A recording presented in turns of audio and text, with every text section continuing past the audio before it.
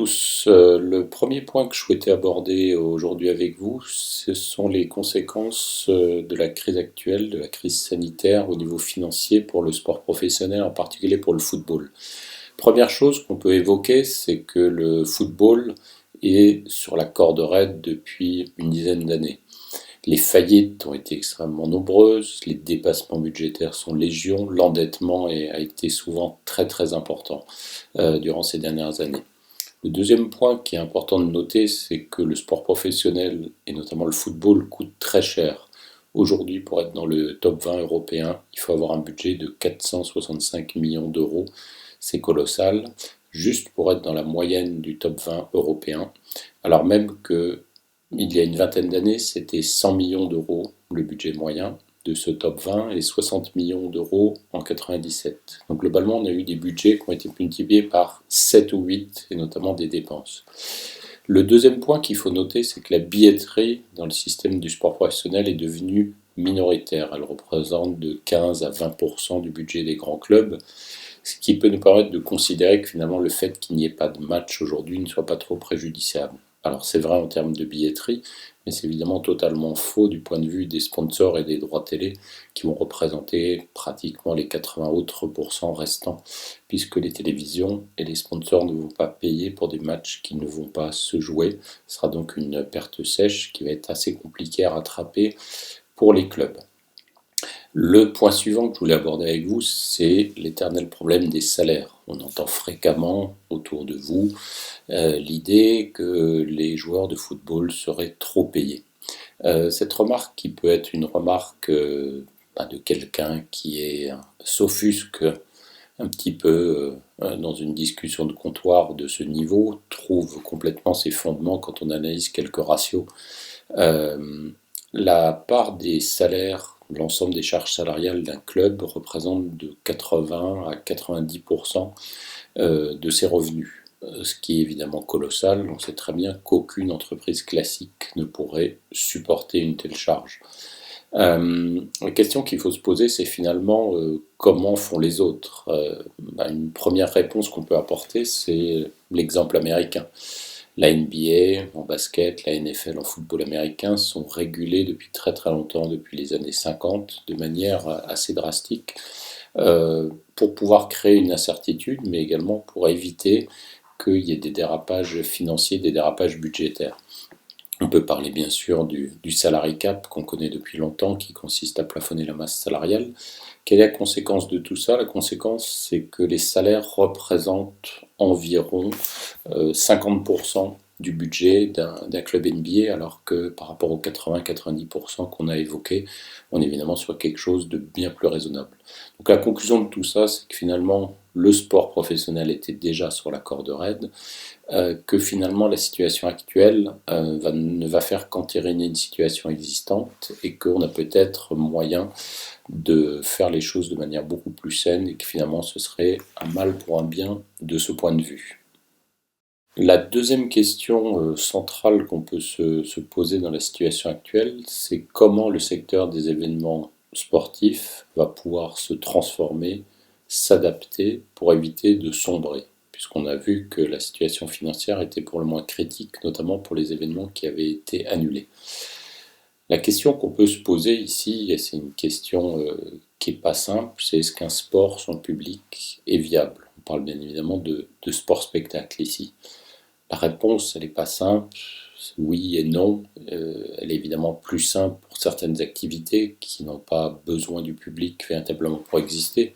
On peut penser à la voile, par exemple, qui en dehors du départ d'une grande transat, va nous ramener des images qui sont essentiellement des images fournies par vidéo, par satellite, des photos, des vidéos issues des skippers sur leur bateau en plein milieu de l'océan Atlantique. Ce type d'événement ne devrait pas trop souffrir. Bien évidemment, il y a des événements pour lesquels c'est catastrophique. Marathon de Paris, les sports qui rassemblent des spectateurs de masse sont évidemment extrêmement touchés. Une des solutions, c'est évidemment la digitalisation. Comment est-ce que finalement le sport numérique permet d'être un substitut intéressant? Aujourd'hui, j'avais envie de vous parler de la plateforme Swift, qui a beaucoup fait parler d'elle ces derniers temps, Donc Swift, c'est une plateforme qui permet de s'entraîner chez soi sur Home Trainer. Elle a été popularisée par tous les cyclistes professionnels. Et on a vu par exemple le Tour des Flandres 2020, qui avait été annulé de manière réelle, s'adapter et proposer les 40 derniers kilomètres avec les 15 meilleurs athlètes du monde dans une course virtuelle. Très intéressant, parce que finalement la performance est la même, la lutte est la même, la rivalité est la même, simplement on se voit à travers un écran, chacun pédalant chez soi. Réponse très intéressante en matière de digitalisation. Ce qui est intéressant, c'est qu'avec ce système, on a attiré 600 000 spectateurs. C'est pas neutre, sur une chaîne belge qui s'appelle Sporza, ça représentait 56% de part d'audience. Ça veut dire que le public a répondu avec beaucoup d'enthousiasme sur ce type de compétition. Je peux citer un autre exemple d'innovation. On a entendu parler ces derniers temps de la reprise de la Bundesliga à huis clos, donc le championnat allemand.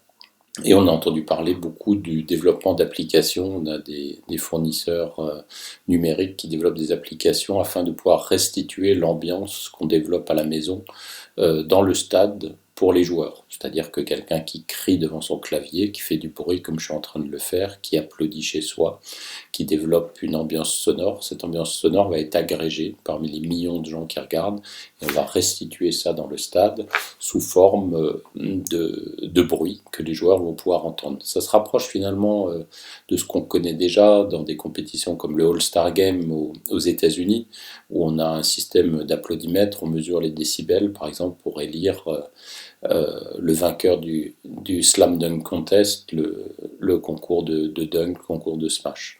Donc je pense que les solutions existent en adaptant un certain nombre de solutions, en s'aidant de solutions numériques et digitales, on peut arriver à réinventer le sport.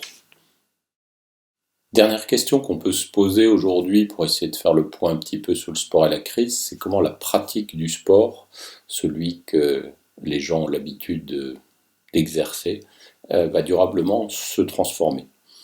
Alors le constat que la crise a bien évidemment révélé, c'est que le sport il est absolument nécessaire à beaucoup de personnes pour répondre à beaucoup de besoins. La santé bien évidemment, l'équilibre psychique, le lien social. Le sport c'est également un anti-stress. On a bien vu la crispation qu'il pouvait y avoir pour certaines personnes à qui on interdisait d'aller courir, pas trop loin de chez eux, l'interdiction du vélo, du VTT, etc.